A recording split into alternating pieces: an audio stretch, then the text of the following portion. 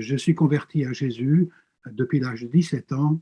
Et puis, à partir de la biologie, je me suis orienté vers la théologie assez rapidement pour le service des églises. J'ai 67 ans, marié, père de 4 enfants, grand-père, une dizaine de fois, avec joie et reconnaissance. J'ai enseigné au Sefor Binnenberg, qui se trouve à Bâle-Campagne. C'est une institution ménonite. Et puis aussi, depuis à peu près 25 ans, à la faculté de Vaux-sur-Seine.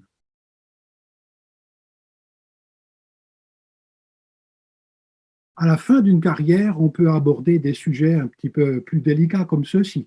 C'est ce que je fais. Je pense avoir pu emmagasiner un certain nombre de connaissances historiques, mais aussi bibliques, Ancien et Nouveau Testament, et pratiques, des observations. J'ai été aussi pasteur et ça aide à ouvrir ses yeux à la fois sur les différentes vagues de compréhension différentes en matière de compréhension de ce qu'on appelle le grand domaine de la démonologie. Donc j'ai vu des conceptions et des pratiques différentes. Ça utilise des concepts qui s'appellent les visions du monde. Et ces visions du monde ont évolué même dans la Bible. La vision du monde d'un Adam, Ève ou d'un Moïse ou de Jésus n'étaient pas les mêmes. Ils étaient confrontés à différentes formes du mal et par conséquent, nous également ne sommes pas neutres, comme si nous n'avions pas de lunettes sur les yeux. Nous avons des lunettes sur les yeux. Même quand on sépare spirituel, ça veut dire invisible, de matériel, on a une vision du monde malade. L'Écriture ne fait jamais cette séparation. C'est la raison pour laquelle vous ne m'entendrez pas utiliser le label monde spirituel comme si c'était le monde invisible. Spirituel est opposé à charnel, mais pas à matériel. Et je crois que c'est très important. La gestion du monde concret, c'est spirituel. Et donc, ce n'est pas que le monde invisible qui est là. Donc, notre monde va vers plus de post-modernité, vers plus de mixion entre les esprits, les démons et le concret de la vie, et par conséquent s'approche d'une autre vision du monde qui est, on dira, plus animiste ou post-moderne.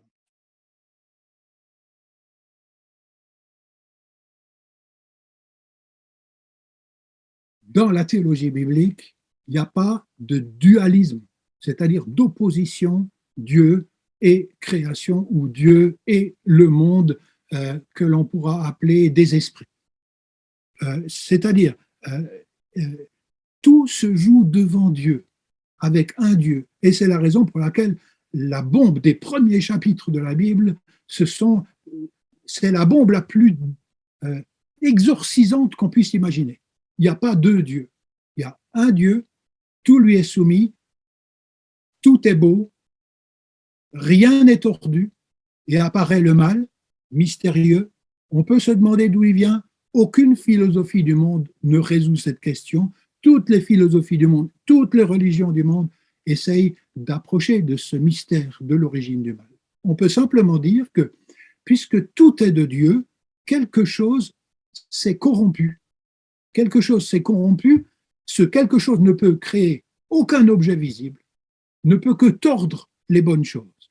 Et c'est la raison pour laquelle on arrive à cette entité qui est délicate, et c'est pas étonnant c'est délicat à manier du fait que cette entité maléfique a trouvé différents noms à l'intérieur même de la Bible. Vous voyez, si on dit diable ou Satan, il y a aussi Azaël et Belzéboul et Bélial et Lilith et Pazuzu et Asmodée et Léviathan. Vous voyez, peu importe d'ailleurs quel est le vocabulaire que l'on utilise, l'important est de distinguer quelque chose qui vient de Dieu et quelque chose qui s'est corrompu. Tout le monde du temps du Nouveau Testament, qu'il s'agissait des Romains, qu'il s'agissait des Cananéens, qu'il s'agissait des Juifs, de la diaspora, des Babyloniens et des Égyptiens, des Romains, tout le monde croyait dans les démons. Et les démons, pour eux, c'était des divinités secondaires, intermédiaires, qui étaient agissantes derrière tout de la vie. Il faut que vous sachiez que démon vient d'une racine indo-européenne qui veut dire daï, qui donne en grec daiomai, qui signifie partager, diviser, distribuer. Il faut que vous sachiez encore à ce sujet que les Écritures sont très sobres par rapport à la littérature du judaïsme que nous avons appelée intertestamentaire. Très sobre, ne s'intéresse pas beaucoup à toutes ces hiérarchies maléfiques et angéliques. Elles restent sobres. Toutefois, elles sont là et je crois que ça vaut la peine d'y réfléchir. Nous retenons simplement ici qu'il y a un lien avec les représentations du mal à l'œuvre, mais également un lien avec les idoles. Et ce lien avec les idoles, appelez-le comme vous voulez, aussi Dieu des nations, vous le trouvez déjà dans l'Ancien Testament. Et c'est la raison pour laquelle, si on ne commence qu'avec le Nouveau Testament, on ne voit pas cette relation à l'idole, donc à ce qui asservit, à ce qui domine une personne à un moment donné.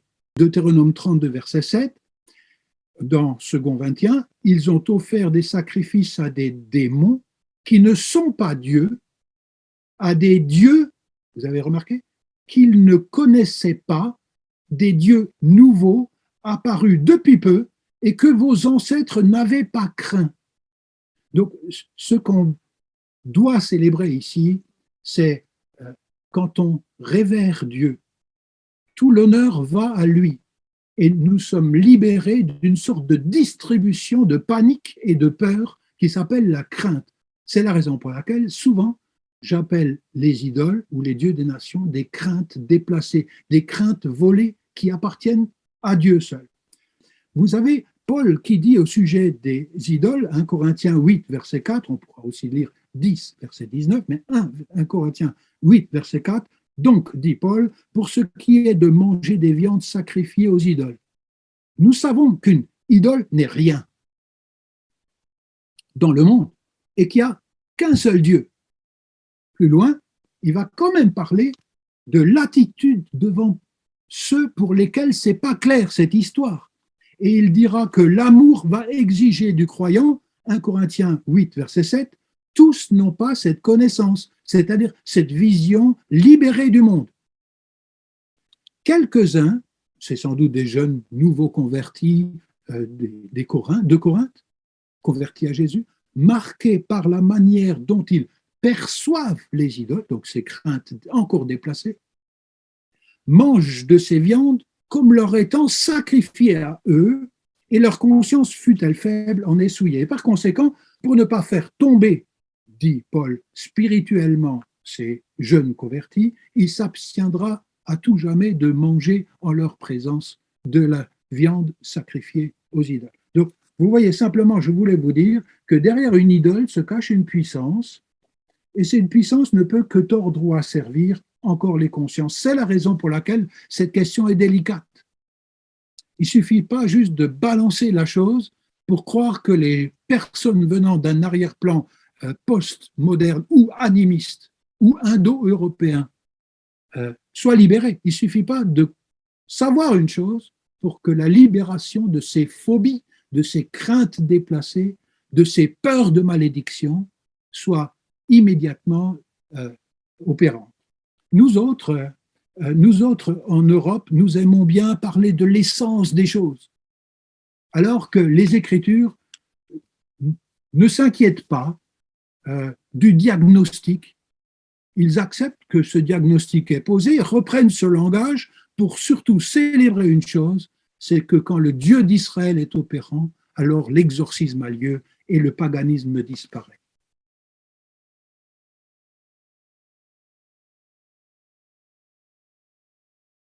Jésus a rencontré dans son ministère par 2 fois celui qui est Satan. Tout au début de son ministère, il était déjà vainqueur contre les ruses de celui qui ne peut que tordre. Ça s'appelle les tentations dans le désert, lorsqu'il jeûnait et priait. À partir de cette victoire-là, du début de son ministère, il a annoncé le royaume de Dieu d'une manière conquérante et par l'amour. La deuxième fois où, de manière manifeste, le diable était opérant, c'était à Gethsémani. Et là également, il a été vainqueur de la manipulation du diable, qui lui suggérait, de prendre comme d'autres juifs le faisaient de son temps contre les forces du mal, c'est-à-dire les armes. Et il a, il a rejeté la proposition de diable, même au travers d'un de ses collègues qui s'appelait Pierre. Hein. Et il, il est mort à la croix, et ça peut paraître paradoxal, mais le moyen d'un échec manifeste et notoire qu'était la crucifixion est devenu le lieu même de la victoire définitive du Christ. C'est la raison pour laquelle nous savons que non seulement les péchés sont ôtés, mais que quelque chose de ce royaume conquérant contre les puissances du mal continue à opérer. Colosse, chapitre 1, verset 20, il a dépouillé les autorités par la croix. Il a dépouillé et triomphé d'elles par la croix. C'est quand même incroyable.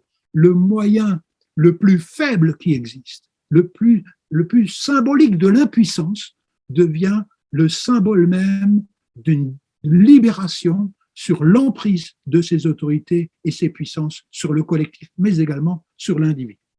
Dans la première épître de Jean, chapitre 3, verset 8, c'est pour détruire les œuvres du diable que le Fils de Dieu est apparu. C'est énorme. Tout ce qui est tordu dans ce monde, les œuvres du diable, tout ce qui est volé à Dieu, tout ce qui est violent, tout ce qui est idolâtre, tout ce qui est perversion, inconsidération du prochain quel qu'il soit, peut être guéri par le Fils de Dieu apparu. Et ça pose une question, est-ce que nous croyons en l'Évangile qui dit que Dieu a fait irruption par un moyen aussi impuissant que l'amour de tous, y compris des ennemis? Ça s'appelle la croix. La croix, c'est un lieu de triomphe, c'est presque un trône. Et s'il n'y avait pas la résurrection, ça resterait un échec, comme il y a eu beaucoup de crucifiés au courant des siècles. Mais l'extraordinaire de l'Évangile, que c'est lui, le Christ, qui a aimé jusqu'au bout, qui a confronté le mal jusqu'au bout, qui n'a pas déguerpi dans le désert pour éviter la croix, mais qui est resté pour confronter le mal en faisant le bien. Et on arrive là au cœur même de l'Évangile. C'est quoi la croix? C'est une manière de confronter le mal en faisant le bien. Et c'est la seule force, dira Martin Luther King, la croix, capable de transformer un ennemi en un ami. Et je pense que c'est très important, particulièrement en démonologie. Moi, je crois en la contagion de l'amour. Il y en a qui croient surtout à la contagion du mal et voient que le mal est le dernier mot, mais dans l'Évangile, il y a cet optimisme à cause de l'irruption du Messie Jésus qui est mort pour nos péchés et ressuscité pour notre justification.